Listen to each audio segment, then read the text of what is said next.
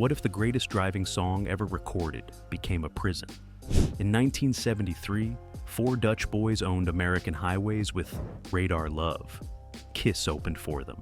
Then the cage closed. One perfect hit froze their identity while they conquered stadiums across Europe for 51 years that America never witnessed. MTV gave them escape with Twilight Zone, until controversy shut the door again.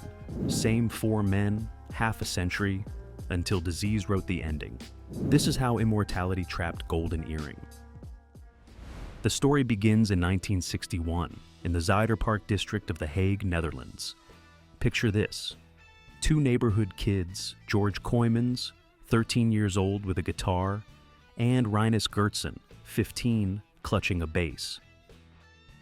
They're calling themselves the Tornadoes, but they're really just two working-class boys trying to capture something they'd heard on pirate radio broadcasts from England.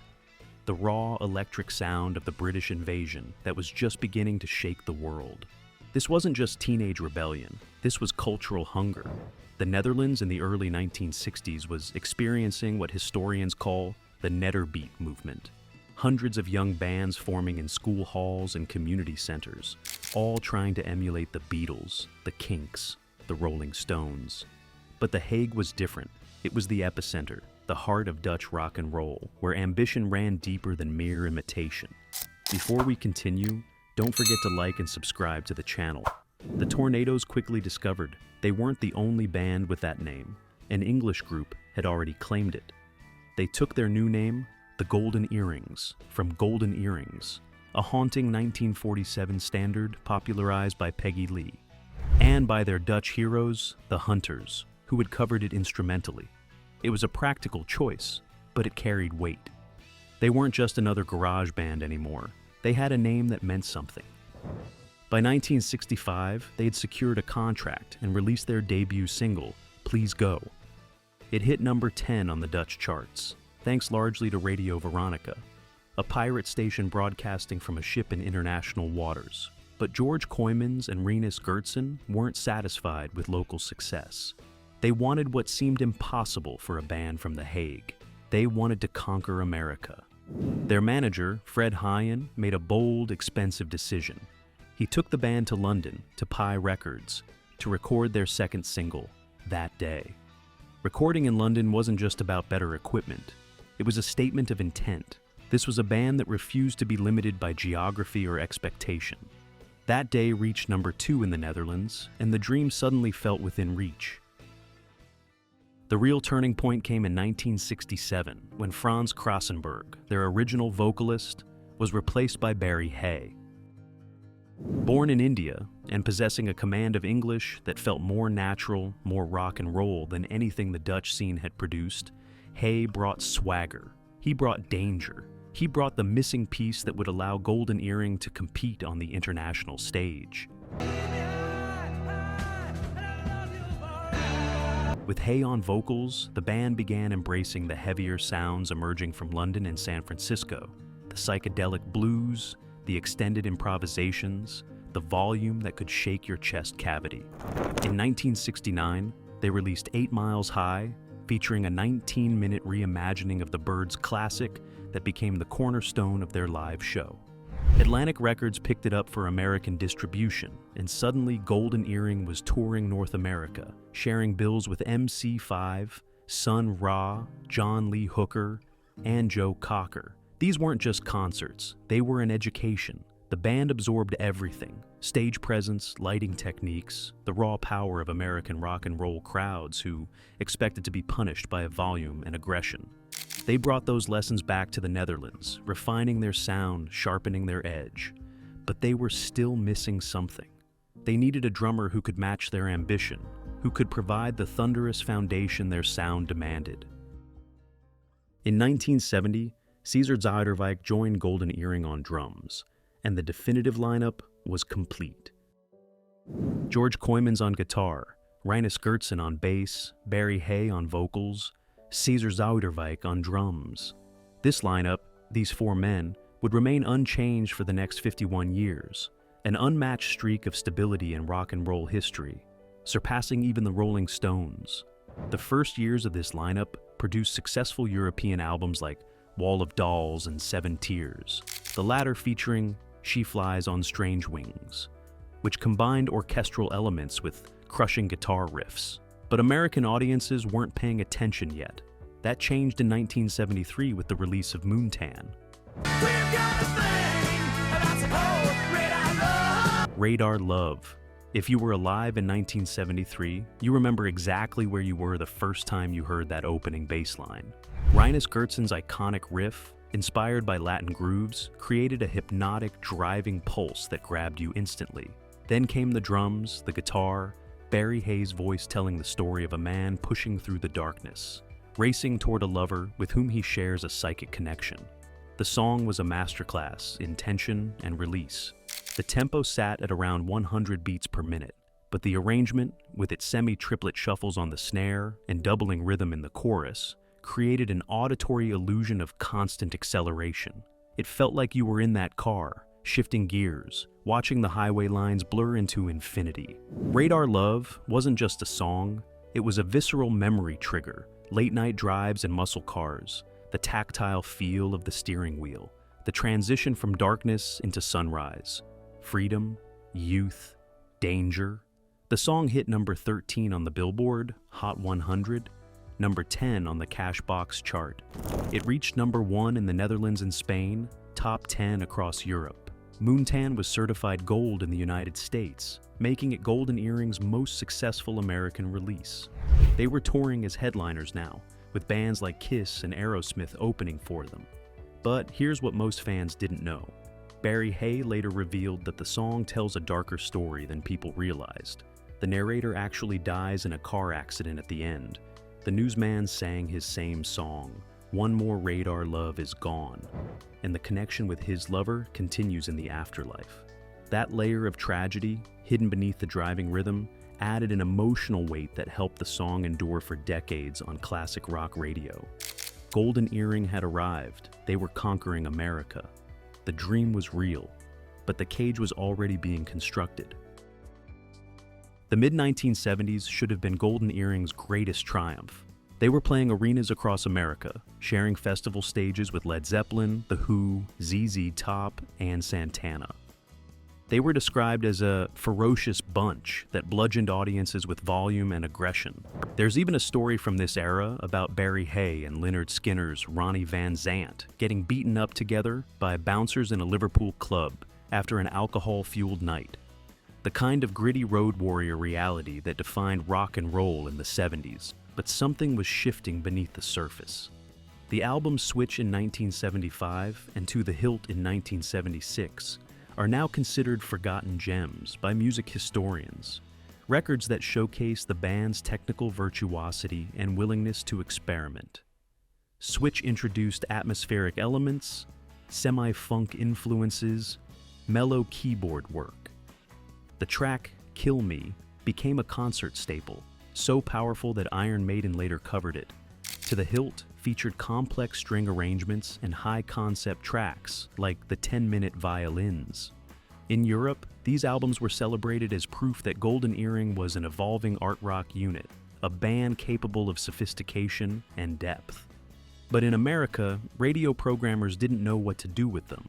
The albums failed to produce another Radar Love-sized hit, and the US audience's relationship with Golden Earring was becoming transactional. They weren't interested in experimentation or evolution.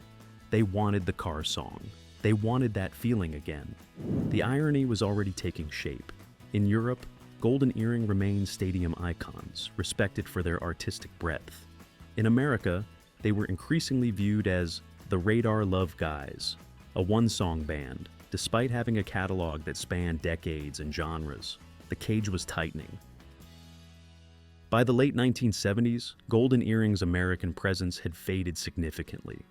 Albums like Grab It for a Second in 1978, despite featuring an Aerosmith-style hard rock sound, failed to ignite the charts. The band seemed destined to remain a classic rock footnote, beloved for one song, forgotten for everything else.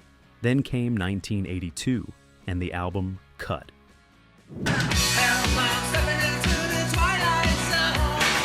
Twilight Zone arrived exactly as MTV was becoming the primary driver of musical culture in America.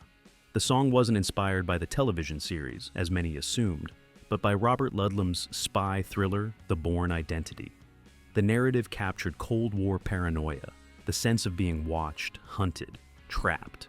The distinctive eighth-note pulse riff and divided lead vocals between Kooymans and Hague created an urgent modern sound that resonated with the burgeoning new wave movement, while maintaining the band's hard rock core. The music video, directed by Dick Maas, was revolutionary.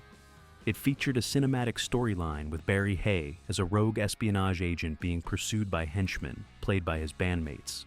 MTV played it constantly, despite having to edit out a topless scene and a drug injection. The MTV effect propelled Twilight Zone to number 10 on the Billboard Hot 100, higher than Radar Love had reached, and number 1 on the Billboard Top Rock Tracks chart.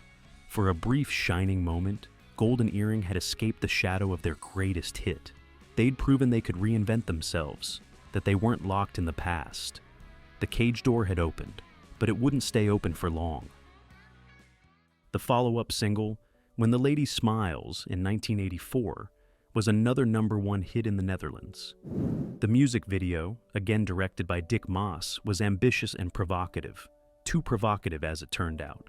The video featured a controversial scene, leading to an immediate ban by MTV and most American broadcast outlets. That was it. That was the moment the American door slammed shut forever. Golden Earring made a conscious strategic decision. They stopped touring the United States. Their final American tour occurred in 1984, after which the band retreated to their home territory of the Netherlands, Germany, and Belgium. In America, the story of Golden Earring froze. They were relegated to classic rock radio, where their entire 25-album discography was reduced to 2 songs played on endless rotation. But in Europe, the band remained vital, evolving, successful. They continued to release top 10 albums. In 1992, they achieved massive multi-platinum success with the unplugged album The Naked Truth, which sold over 300,000 copies in the Dutch market alone. George Kooymans noted that the acoustic trend allowed the song itself to come out, proving their repertoire had historical depth that was often missed in the volume of their arena shows. Rather than playing small clubs or nostalgia packages in the US, alongside other 70s acts, Golden Earring chose to remain stadium icons in a region that understood their full artistic breadth. They refused to be diminished by American indifference. For the US audience, the irony is profound. While Radar Love remained a symbol of youth and speed, frozen in time on classic rock stations, the band members themselves were experiencing their own serene loneliness, playing to massive crowds in Europe that their American fans would never see, creating music that would never reach across the Atlantic. The song that made them immortal had also made them invisible. The most remarkable aspect of Golden Earring's story is what happened next. Nothing. In an industry defined by lineup changes, breakups, reunions, and drama, Golden Earring simply continued. Same 4 men, same commitment, same brotherhood. For 51 years, from 1970 to 2021, George Kooymans, Rinus Gertsen, Barry Hay, and Cesar Zuiderwijk played together. This stability is virtually unmatched in rock history. They were a group of friends first and a commercial entity second, often stating they would only continue as long as all 4 were physically capable of performing. They toured relentlessly across Europe, playing to sold-out arenas while American audiences had moved on to the next hit. But they didn't care. They had each other. They had the music. They had audiences who understood the full breadth of their artistry. On November 16, 2019, Golden Earring played what would be their final concert at the Rotterdam Ahoy Arena before 16,000 fans. The setlist was a career-spanning journey. Don't Stop the Show, Another 45 Miles, When the Lady Smiles, Twilight Zone, and of course, the inevitable earth-shaking finale of Radar Love. Neither the band nor the audience knew it was goodbye. In late 2020, George Kooymans informed his bandmates that he had been diagnosed with amyotrophic lateral sclerosis, ALS, a progressive and incurable neuromuscular disease. The news was made public on February 5th, 2021, and within hours, the remaining members announced the band's immediate retirement. Barry Hay described the diagnosis as a death blow, expressing shock that Koymans, whom he viewed as the toughest of the four, would be the one to fall. There was no drama, no creative differences, no lawsuits or betrayals. Just a medical tragedy that ended what the music industry couldn't break. George Koymans passed away on July 23, 2025, at the age of 77. His death was marked by a national tribute in the Netherlands. The Grote Kerk in The Hague played his songs on the church carillon, a final homecoming for the boy who had started a band in the Zuiderpark 64 years earlier. Today, Radar Love still roars from speakers at high school reunions and muscle car shows. It remains one of the greatest driving songs ever recorded, a visceral trigger for anyone who remembers what it felt like to be young, free, and dangerous behind the wheel.